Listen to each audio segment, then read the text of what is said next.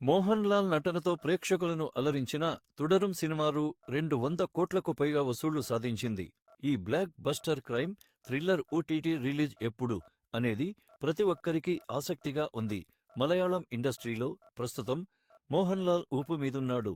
ఎల్2 ఎంప్యూరాన్ మూవీతో అత్యధిక వసూళ్ల సినిమా రికార్డును మరోరు 20 చేసిన అతడు మరోరు రౌటో సినిమాను తన ఖాతాలో వేసుకున్నాడు. ఆ సినిమా పేరు తుడరం. మరోరు తెలుగులోనూ ఇదే పేరుతో రిలీజ్ అయిన ఈ crime thriller cinema OTT release కోసం ప్రేక్షకుల ఆసక్తిగా ఎదురుచూస్తున్నారు.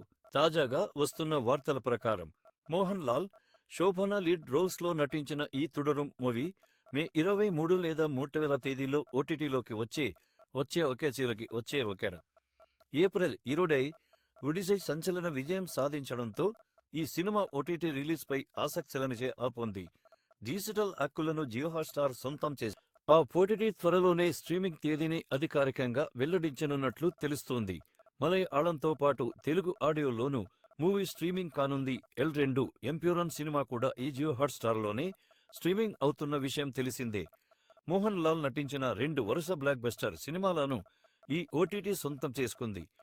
తుడరం మూవీని ప్రముఖ మలయాళ దర్శకుడు తరుణమూర్తి డైరెక్ట్ చేశాడు. గతంలో ఆపరేషన్ జావా సౌదీ వెలెక్ట్ చేసిన అతడు తాజాగా తుడరంతో బ్లాక్ బస్టర్ హిట్ కొట్టాడు. కేవలం రూ. 8 కోట్ల బడ్జెట్తో రూపొందిన ఈ సినిమా ఏకంగా రూ.